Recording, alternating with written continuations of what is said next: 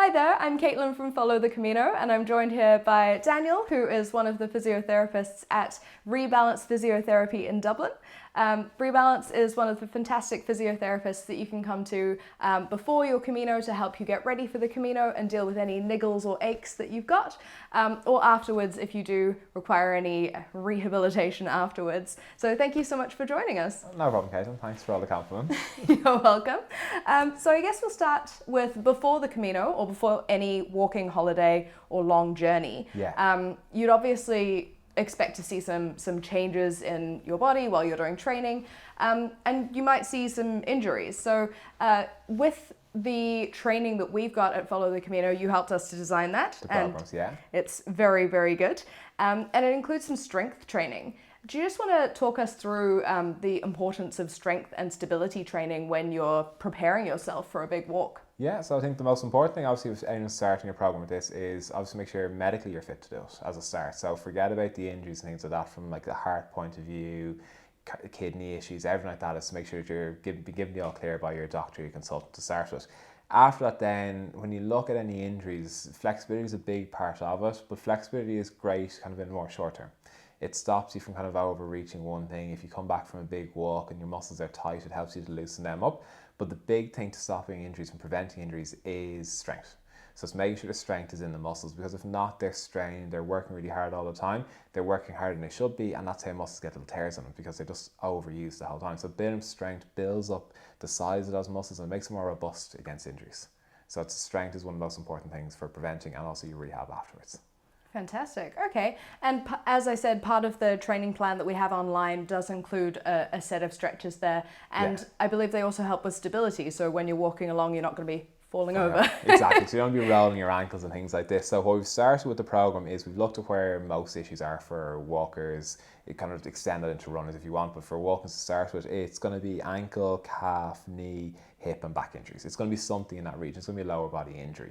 So we've built our exercise around them, and probably the ones that we see in the clinic here the most, where the weak muscles lie, and where we've kind of the tendencies in the population of weakness because we're slouching at desks, because we pick up bad habits as everyone does in life, and you sitting here leaning one way, you do these things in everyday life. So we've found that everyone has kind of a similar weakness to certain things, and we've kind of put them together and gone, look, here's a very good way of covering all those bases with as little exercise as possible, so you're not wasting a huge amount of time, you're really efficient with your time.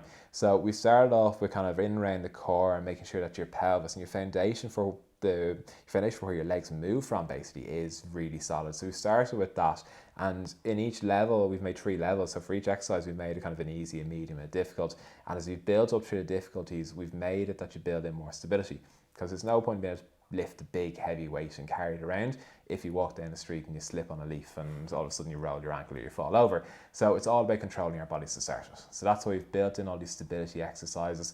For the ankle injuries, you're going to have calf strains and walkers if you're walking up and down hills, but you're going to have them on something like the Camino where the roads mightn't be perfect all the time, like more in the countryside. There's going to be little holes, little potholes. You're going to roll your ankles a little bit more, or potentially roll your ankles a little bit more. So we try to build an exercise that will help make the ankles more stable and stop that from happening. Great. Fantastic. That is really good. And so when you are trying to get ready for a long walk, obviously it is very important to do that training and to get the strength training and stability in there as well. You mentioned that you'd be seeing sort of more twisted ankles and things like that. If someone is doing their training in the lead up to the Camino, walking in the Wicklow Mountains or something like that, and they do start to find that they're getting a little bit of instability and things, how would you recommend that people handle injuries or just niggles before a long walk? In the build up to the training, obviously, because you're building up, especially if it's in the early days, it's get it seen to as quick as you can, and start getting on a rehab program as quick as you can, because the further on you go into it, the less wiggle room you have. While at the start you've loads of weeks ahead of you, so if you have to pause the training for a little bit, you can do that very easily then. If you're into the last few weeks where your training really counts, it's hard to do that. So if you feel anything at the start, try to get it seen to early. But if you have an injury and you come back and go, I went up the mountains there, my knee feels a little bit weird afterwards, or my ankle, it's not a pain, it's not enough for you to kind of go, I have to go and see this, but it just doesn't feel right. You're going to start with the RICE principle. So you want to rest it for a few days. You want to put ice on it for the first 48 to 72 hours. you want to compress it, and then you want to try to elevate it. So one of those compression socks around it. For the lower limbs, really easy. You lie down on the couch and you put your foot up on the back of the couch. So you let all the blood, all the swelling drain back into your body. After about 48 hours, 72 hours, what you want to do is, instead of having ice on it, you want to put a bit of heat on it. So the body overreacts at the start, it sort of panics, it throws loads of information in the injury. You want to kind of calm that down, but then after a few days the body gets a bit lazy and it doesn't throw as much swelling, or it doesn't try to fix things as well as it should. So you want to try and get heat in there, bring more blood, bring more nutrients, all the good things into the area. So you want to encourage that in the body. So that's what we try to do then after the 72 hours. And at that stage you start going out for little walks again, where you walk in the everyday life, but that during the first 48 hours. But even after that, then you want to start getting back to walking in the street, doing a little bit further, maybe going a few hilly routes. If that's all okay, you start to get back into your plan. But if you're walking around everyday life and you still feel the niggles, you still feel like something's wrong, you're not really exerting yourself, that's when you're going to have to definitely get it looked at then, sooner rather than later. Absolutely. Great. Well, so once we've got the first few training walks down and we're starting to feel good, people might sort of think, I'll slack off a little bit, I'll stop doing the strength training, but that really is not the way that you should go. You should keep doing the strength training and keep getting things seen to if they do start to niggle. Sure, and that's the way we've laid out the program as well. If you look at it, we've made kind of the beginners, intermediate, advanced, like I said, and it depends. And even within that, if you're going to look, I'm in the beginner section, we've made about 12-week programs, and over the first 4 weeks we've made it harder in the second 4 weeks, and we made it even harder again in the third 4 weeks. So all the time you're progressing and you're getting stronger and you're building more strength and stability into those muscles. So even if you got a first few days, look, I'm doing this for 12 weeks, no, each set of weeks is going to get harder and harder and harder as you go through it. And if you find that the first section is too easy for you after a few days, you can jump yourself into the intermediate, or you can jump yourself into the advanced. So start with the beginners. Start nice and gentle. Don't kill yourself all in one go, but start with the gentle ones and then build up from there as you can. Walking and cycling and being active in everyday life is obviously something that you would be a proponent of as a medical professional. There's a lot of research out there that does show how important it is that we keep moving and we keep being active. From the physiotherapy perspective, what do you see from people not necessarily being active? Being active, I take it from another point of view, is just one of the most important things you can be. Like, you look at nearly any injury in the body, any medical condition, they all respond favourably, rarely negatively, but favourably to exercise and being active and things like this. So from heart conditions to kidney, respiratory conditions, all of these things, activity is really good. It helps to maintain weight. That helps to take stress off, say, joints as well, so you get less chance of arthritis. If you have arthritis, being active, it minimises the signs, the symptoms of it. So pain levels come down, you can be higher functioning, there's less issues with kind of the knee stopping you from doing things at the hip or the ankle. So it keeps you going quite a high level. So, and that's just from those physical conditions. The amount of people come into me, and in everyday life they finish work, it's a stressful, busy day, and what do? They all go, I'll go out for a run to clear my head. So even from the kind of mental health issues as well, not the big serious things, but all the little bits and the stress that we all deal with, it helps to manage that and keep that under control and keep that at bay. So physical activity for a multitude of illnesses, for a multitude of dysfunctions and issues in the body, it's unbelievably good for it. Fantastic. And if you were to see someone who has been training for something like a Camino or like a long walk, and you were to compare them with someone who has a more sedentary life, would you say it's sort of an overall difference, or is it mostly they'll just be fitter? No, it's everything. Like, it's totally different. If you're looking at the physical appearance side of it, like, you see the person who's more active generally has a lower body mass. They are going to have more muscle mass on top of that, so there's even less fat on top of that off their body. Their joints are more flexible, their joints are usually stronger as well, so you get all that feeding in. Their balance, even their activity wise, is much better. When you go inside the body then and you look in the cellular level, things change way beyond what we can see. So somebody who's out doing a lot more walking, their heart chambers, the cavities in the heart will be bigger. They can pump more blood out, so you can get lower heart rates because it's pumping more blood each time. So there's lower heart rate, their heart rate will be less, it's less stress on the heart. You then get the blood vessels become more elastic because they're used to having more blood pressure through them and less. So that then helps with coronary artery disease, issues like this. So the arteries then respond to that. When you get down to the muscles then, you get even more blood vessels growing into the muscles. So the muscles get bigger, redder, pinker. They get more of the good stuff coming into them. When you go into the cells then, you get more mitochondria. So in every little part of the body, if you get more and more and more microscopic, you get more and more and more benefits too. So every way you look at, as I said before, like from the mental health side of it, you get changes in the brain on a chemical level on top of that. So even from the structures, you go down to chemistry, and all that changes in the body from basically top to toe. That's quite incredible, really. Oh, it's amazing what exercise does to the body. Yeah, fantastic. So obviously exercise is very important, and you would recommend that people do exercise. Would you say that anyone can get up to a healthy level of fitness? Do you think that there is really a way for everyone to get there with the right rehab and training? Yeah, definitely.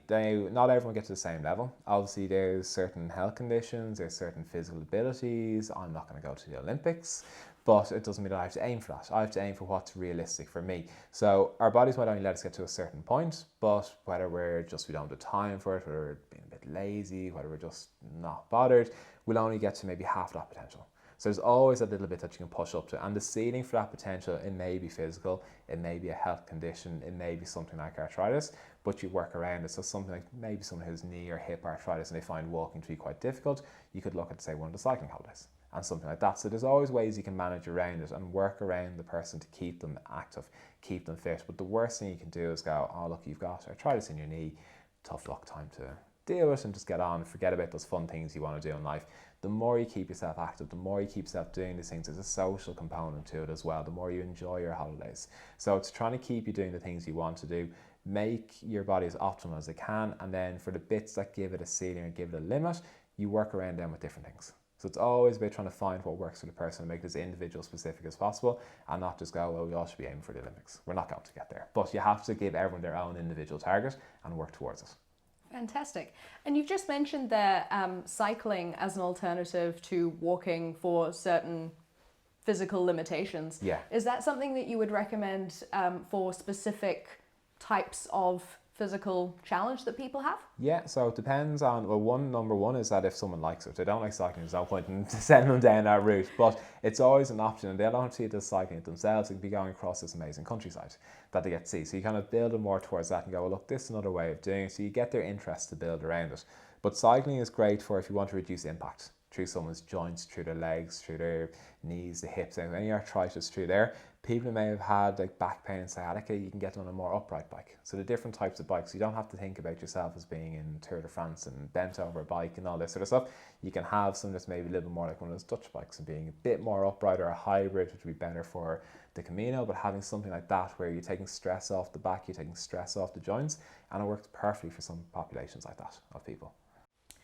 So when it comes to actually being on the Camino or on a walking holiday or on any big hike, etc., there will be some things, as you mentioned previously, that you might start to feel along the way. So if you twist an ankle slightly, or if a knee starts giving you grief, what are some of the things people can do when they first start to feel those tightnesses and just iffy bits? What are some of the things that they can do to keep going? The best thing is obviously prevention. Prevention is better than cure. So as much as you can do beforehand is the main thing. It's don't just show up in the day and expect to go out and not have an issue and enjoy it all. All the things you put in beforehand will pay dividends on the day and on the holiday itself. So putting in all the work beforehand, doing all the training is great. But then even think about your equipment. So don't go out and buy a new pair of runners or hiking boots and put them on the first day of the Camino and expect to go off and do 10, 15, 20 kilometers in that day. Break them in beforehand. Make sure you've broken them in little bit by little bit, whether it's wearing around the house, going out for a walk on the weekend, going on one of your training sessions with it. So make sure you've always broke those things in. When you're on the Camino then itself, if this something starts to crop up, it's trying to kind of manage your day. I suppose is one of the first things. So we talked about the rice principles before of try to rest it. Not so much wiggle room there when you're on the trip and you've got to get certain places certain days, but we can still get you to ice it. We can still get you to compress most of those injuries, and we can also get you to elevate it at night. So when you get to the next hostel or the next hotel or wherever you're staying, you can always just rest the feet and put them up that night Don't go out for another big long walk around the town or down to the restaurant at the other end of town and back up. Try to kind of take a bit of a rest there. I suppose so the rest comes in when you're on something like this is you can break your day up though. So instead of getting up first thing in the morning when, say, the ankle might still be a little bit stiff, when you get going, break it up, take it kind of nice and slow, let the ankle loosen itself up, and then start to split your day up. So instead of going all out and doing 20 kilometers in one go, split it into 5-10 kilometers, smaller chunks, and sit down, have a coffee, have something to eat, move on to the next village, the next town, but try to divide it up a little bit more. So you're not just going full on flat out, trying to get there as quick as you can. You might even slow your pace down a little bit. So there's little things like that, and maybe watching kind of where you're walking to be extra careful that you're not going to roll it. So you can work the rest around that a little bit more. It's not total rest, but it's take the strains off that area, off the knee. You can strap it up to compress it and those sort of things. So you can work around it that way. But the most important thing is what you can do, and everyone always asks me, and everyone's confused about this, is when you get a niggle straight away, is it ice? We'll cut that out, it's fine. One of the most important things people ask me all the time is when they go back to it, when they have injuries at the start, is it ice or is it heat? What's the best thing for it? And no one's ever sure. For pretty much everything in the body in those first 48 to 72 hours, as I said, it's ice. Get ice on it, calm the swelling down, let it settle down, and you can. That's the first thing. Now, if you had an injury that was very early on at the start, it's been sort of going away, but it's still there as it comes later on the trip, you want to get a bit of heat on it then. As long as each day it's not getting worse. So as long as the pain kind of stays the same or starts to settle down, you put heat on it after about 3 days or so.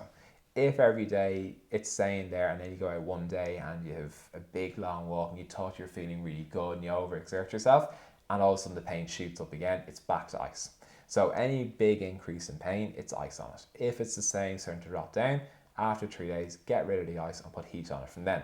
The other caveat to ice is on your back. Nearly always put heat on your back because it's muscles. Although it might be the disc underlying it, it might be a facet joint, it could be a nerve pinch. What the body does is to go into protective mode, it spasms the muscles in the back. So if you put ice on cold or on muscles that are tight, it just makes them even tighter. Think of your fingers in winter, they get really kind of clunky to move and hard to move. You want to get heat on them and make everything nice and soft and supple again. So you want to get heat on your back if there's anything issues there, but anything into the knees, the ankles, you should put ice on it straight away, or anything between thighs and calves. But get ice on an injury early on. After 3 days, you're on to heat, and then anything in the back, it's pretty much heat. Okay. Okay. All right. So early on, cold, later on, heat. Exactly. Got it. Okay. Simple as that. 3 days, that's all you need to know. Before that, after that. Alrighty. And obviously while you're walking, there's some things that you can do to kind of make sure that your body's staying in top form, and one of those would probably be stretching and making sure that you warm up and cool down. Yeah. Do you want to discuss those for a bit? So yeah, definitely on the warm-up program, on the training plan. The training plan.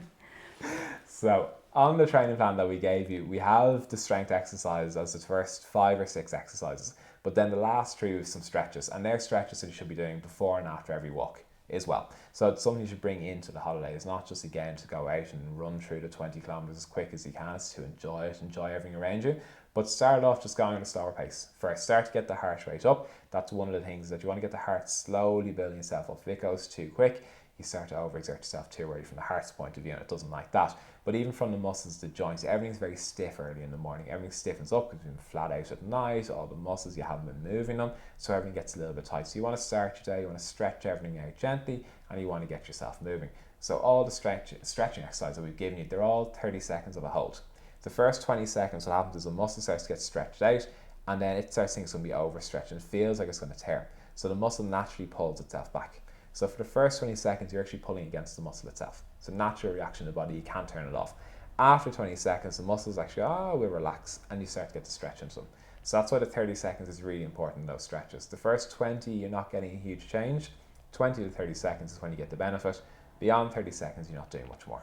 So the 30 seconds is an important thing. Although you kind of think, it's only 30 seconds, it's a rough mark. It's actually really important to get over that 20 into the 30. Beyond that then, stretch a different muscle and come back and just make sure it's loose again. So we've got the 3 kind of muscles in there, the quads, the calves and the hamstrings. So you basically work through each of them. So the quads, then the hamstrings and the calves, back to the quads, hamstrings and calves, and then start your day nice and slow for the first 5 minutes or so, and then start to build up the pace. So don't go straight up the big hill. warm yourself up first and then go up from there. Fantastic. And then when you come to the end of the day, would you do some more stretches again? Would you just sort of peter out your pace at the end? How would you recommend you finish a day? A little bit of that. So again, just like you start, you sort of slowly ramp yourself up and loosen things up, get your heart going, keep it up there, and then you want to come down nice and gently as well. So exactly, start as you come into the last town, the last village, start to just slow down a bit, start to enjoy the bits and pieces around you, but slow the pace down, take everything in, and then when you get to accommodation, start to stretch out the legs again. You might find even going to bed at night, because you're doing it a few days in a row, you're not getting the time off, all the muscle tightness will accumulate bit by bit. You want to then just stretch it again each night. Before you go to bed, loosen everything up. As I said, during the night when we're flat out, everything stiffens up. So if you make it as flexible as possible, you won't be as stiff the next morning. Great. So stretching before the walk, after the walk, and just before you go to bed, they're all only about 5 minutes each. So there's no real excuse not to do them. Absolutely. And if it saves you from an injury that's going to be lasting a lot longer than that, it's absolutely worth it. Yeah, and you don't want it to ruin the holiday. You know, the more you keep the muscles in tip-top condition, the more you're going to enjoy the holiday after that, the easier it's going to be and all as well. So you want to keep yourself in the best condition for those few little minutes in the whole day. You won't even notice the time disappearing, but you enjoy the holiday much more. So once you've finished your holiday, you've come back to reality, there is often a temptation to slow down and to potentially stop doing those weekly walks or even daily walks, stop the stretching and things like that. Do you see that as something that people should try and keep doing? Yeah, like we have a 3-month program there. So you spend 3 months working up to this holiday. You've been on the holiday for a week, 2 weeks, up to a month, I think, isn't it? Yep. So you've been on it for a long time. You've been doing this program for a quarter, a third of a year, if not a bit longer, if you've been really enthusiastic about looking forward to it. So you spent all this time building up to it. Why just stop and drop off? The temptation is you go back, you kind of think, oh, I've got nothing to walk for, I've nothing to kind of train for, I've nothing to kind of keep myself motivated. But think of all the good health benefits you've got, and you won't notice them because over that time you've been slowly getting better. You've been slowly losing weight through that time. The pains have slowly gone down over that time. Everything is slowly getting better. It doesn't just happen overnight, unfortunately. But you've gotten a huge amount of benefits. Your heart will be better, you'll be healthier, your lungs will be functioning better, your muscles will be stronger. Those little aches and pains you just thought were life and you get over it, they'll start to have disappeared. You don't want to lose all that and slip back. So the temptation is you don't have something you're working for, you let it slip off, but you want to maintain them as much as you can. And one of the problems with the body is if you don't use it, you lose it. And it doesn't go away overnight either, but it does start to slip at different rates. So things like your blood volume, you get more blood into your body as you do more training. You get more water, you retain more water, you get more volume of blood. And what happens is that's one of the first things to go. I was saying to you before, the heart chamber gets bigger, but that'll change. Now that's more weeks to months sort of stuff, but that will change over that time as well. So if you spend January till April, May doing all your good walking, you do it through May into June, and then all of a sudden you stop, by the following Christmas you'll be back to where you were at the start of the year. And very quick you'd have lost a huge amount of benefit. So everyone has that temptation that once you've got over your goal, it disappears, but you really want to keep it up. But it should become a lifestyle change at that stage. It shouldn't be, oh, I'm doing this for my knee, or doing this for my back, or I'm doing this for a holiday. It should be that you enjoy getting out, enjoying the nice weather, going out for a walk with friends, walking to work. Those simple little things that we try to avoid and we can get a little bit lazy. You've broken those lazy habits, you've got way over them. You want to keep them going.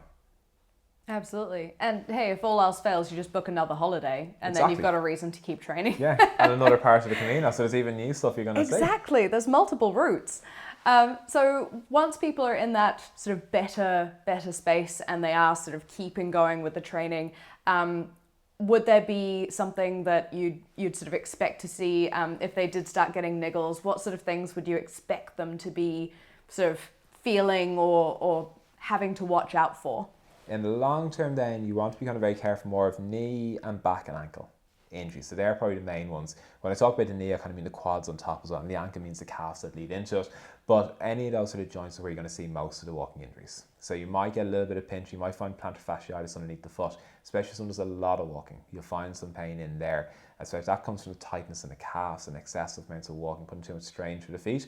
So plantar fasciitis, ankle injuries more like rolling your ankle sprains. Knee would be either patellofemoral, so the back of the kneecap gets injured, pain coming from there, or else meniscus, and that's usually a weakness in the hips that the knees start to kind of drift in a little bit as you walk, or you're walking into something uneven and the knees get pushed in and it just sort of scratches meniscus in the knee. And then the other one for the back is we tend to arch our back.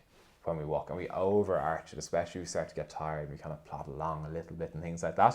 So you can get a lot of muscular tightness in the back, or you can get the facet joints getting injured. So they're kind of the main issues that you'd be looking out for seeing. And then if someone's had an injury like that before, they obviously want to be careful, because a pre-existing injury is the biggest risk factor for one of them showing up. So if you've always had ankle injuries in the past, not that you're going to have one with the training. If you build it up slow and steady and you do your strength work, you should be fine. There shouldn't be any issues. But if you're unlucky, it's probably going to crop up there to start with. The other thing then can be is that if you've had an injury, say, on your right leg before, your right leg is tend to always be injured. If there's an asymmetry between left and right, that'll leave that right side of your body more vulnerable. So although you might always have your right ankle injured in the past, your knee, your hips, something on the right side might be the next thing to crop up. So you just want to always be aware of that and go, look, I've had something that side before, I've had an injury to that joint before. If something like that flares up, you want to see that quicker. Rather than kind of go, oh, it's a niggle, it'll go away. You want to get those things treated and looked into quicker, because they're the things that'll grow and then become a bigger issue, and they'll slow you down. Okay. And all of those would be things that would be treated by a physiotherapist as well? Yeah, all of those things we'd have great success with. Like, they're simple things. You don't have to see a consultant for 90% of those issues. You don't have to think about surgeries. Everyone's mind jumps to the kind of the extremes and surgeries, injections, having something cut out. Most of those injuries we treat here on a daily basis. Very, very successful with all of them. Rarely any issues in the long term with it, as long as it's treated properly and you get a proper rehab. People have a tendency to kind of go, oh, I did a session here and I read some stuff online, I kind of did it for a week and sure, I rehabbed it. It's getting the proper rehab done. In the long term, it reduces any major issues going forward. Great. Thanks for joining us. I hope you found that interesting. If you did, remember to give us a like and subscribe to our channel for more interviews and stories about the Camino. If you'd like to see a physiotherapist in Dublin, we highly recommend ReBalance Physiotherapy. So check them out if you need any pre-Camino training, or if you have any niggles you'd like to get sorted.